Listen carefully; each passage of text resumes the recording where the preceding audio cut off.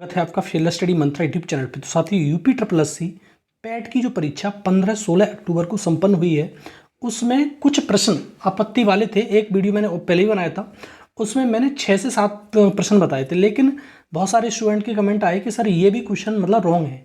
तो इस वीडियो में बता रहा हूँ आपको, जो दावा किया जा रहा है कि 10-12 से लेकर 13 क्वेश्चन, मतलब 15 क्वेश्चन भी बता रहे हैं लोग कुछ, लेकिन सारे क्वेश्चनों पे अगर जानते हो आप, इतने क्वेश्चनों पे आप अगर आपत्ति करोगे सारे प्रश्नों पे, तो आपको नंबर नहीं मिलेगा। कुछ क्वेश्चन जेन्यून हैं जिस पे आपको नंबर श्योर 100% मिलने वाले हैं। वही क्वेश्चन मैं आपको बताऊंगा कौन से प्रश्न पे आपको आपत्ति करनी चाहिए और कौन से प्रश्न पे आपत्ति करने को तो आप कर दो, कोई समस्या नहीं है, क्योंकि रुपया तो लग नहीं रहा है आपका, तो आप आपत्ति कर सकते हो। आप किस पाली में कितने प्रश्न हैं वो भी चर्चा करेंगे। दूसरा, देखो साथियों, ये जो परीक्षा हुई है आपकी 15-16 अक्टूबर को, देखो आयोग हमेशा एक चीज़ ध्यान रखता है, पिछली बार भी इसका रिजल्ट बहुत जल्दी से आ गया था। अब देखो इसकी संशोधित उत्तर कुंजी, जैसे आपसे आपत्तियां ले ली जाएंगी, उसके बाद संशोधित उत्तर कुंजी जो है वो आपकी संशोधित उत्तर कुंजी बहुत जल्द जारी कर दी जाएगी। और आयोग का पूरा प्लान है कि इस महीने, मतलब नवंबर महीने के अंत तक इसका रिजल्ट दे दिया जाए, जो पॉसिबल नहीं लगता, लेकिन कह रहा है, उसके बारे में जो चर्चा चल रही है, आयोग ने जो खबर मिल रही है उसके हिसाब से नवंबर अंत तक इसका रिजल्ट दे दिया जाएगा। तो ऐसे मान लो कि यार नवंबर में नहीं आएगा तो दिसंबर में इसका रिजल्ट श्योर 100% आ जाएगा। साथियों, चर्चा करते हैं कौन कौन से प्रश्न गलत हैं जिस पे आप आपत्ति लगाओगे तो आपको श्योर नंबर मिलेगा। आपत्ति सब पे लगाना जो आपको डाउट लगे उस पर, ठीक है साथियों। देखो साथियों, एक प्रश्न ये वाला है, डलहौजी ने भारत में ब्रिटिश साम्राज्य के लिए डैश अवध को कब्जे में लिया। तो देखो वैसे ही प्रश्न के हिसाब से ये मतलब उत्तर के हिसाब से ठीक भी है, लेकिन आपको मालूम है आउट टर्म की रिपोर्ट थी, उसके हिसाब से अवध को मिलाया गया था। तो हड़प नीति तो डलहौजी वाली थी ही थी, लेकिन आपको आउट टर्म की रिपोर्ट ध्यान रखनी है। इसमें से कोई नहीं, मतलब ये आपका आंसर, इसमें से आपको एक नंबर मिल सकता है, ठीक है, क्योंकि इसमें ये भी प्रश्न सही है, मतलब उत्तर ये भी सही है और दूसरा वाला भी उत्तर सही माना जाएगा, ठीक है। तो इसमें आप आपत्ति लगाओगे तो आपका नंबर बढ़ सकता है, श्योर नहीं कह सकते लेकिन बढ़ सकता है।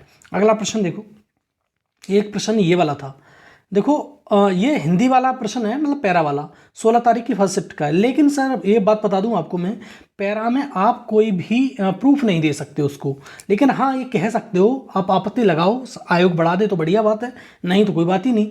तो ये यदा कदावी ये भी गलत माना जा रहा है, लोग कह रहे हैं कि ये सही नहीं होगा यदा कदा वाला भी, क्योंकि ये रॉन्ग इंप्रेशन पड़ता है। यदा कदा मतलब होता है कभी कभी लोगे, फिर एकदम लत पड़ जाएगी, तो ये भी लोग कह रहे हैं कि ये गलत है, ठीक है। आप आपत्ति लगा सकते हो लेकिन प्रूफ नहीं दे पाओगे इसका, ठीक है साथियों।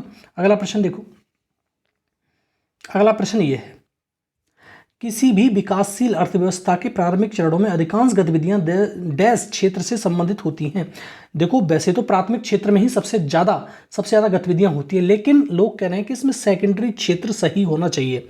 लेकिन सर आप खुद भी देखो, इसमें प्राइमरी सेक्टर ही होना चाहिए, मेरे हिसाब से भी होना चाहिए। आयोग ने भी ठीक उत्तर दिया है। अगर आपको लगता है कि इस प्रश्न को डाउटफुल है, सेकेंडरी क्षेत्र में लगा के आंसर मिल रहा है, तो आप जरूर से जरूर आपत्ति कीजिए। आपत्ति लगाने में कोई समस्या नहीं है, ठीक है साथियों, आप लगा सकते हो आपत्ति, लेकिन ये प्रश्न चेंज नहीं हो सकता, मैं कह रहा हूं उसमें, ठीक है, क्योंकि आप लगाओ, आराम से आपत्ति लगा सकते हो। अगला प्रश्न देखो, अगला प्रश्न है ये 100% ये प्रश्न कटेगा, क्योंकि इनमें से जो वॉलीबॉल है वो नेपाल दिया है ऑप्शन में, तो ये प्रश्न तो गलत है। आपको आपत्ति लगाओगे तो आपका नंबर बढ़ ही जाएगा इसमें, 16 तारीख की फर्स्ट शिफ्ट का है ये। अगला प्रश्न देखो, अगला प्रश्न ये है, ठीक है साथियों, भारत शासन अधिनियम 1935 के अनुसार मुख्य न्यायाधीशों के साथ कितने न्यायाधीशों की नियुक्ति। ये प्रश्न भी लोग कह रहे हैं कि गलत है। आप इसकी प्रूफ देख के आपत्ति लगाओगे तो आपका नंबर बढ़ सकता है। अगला प्रश्न देखो, अगला प्रश्न ये है जो गलत है सरासर, ठीक है। ये प्रश्न को 100% आपको नंबर मिलने वाला है।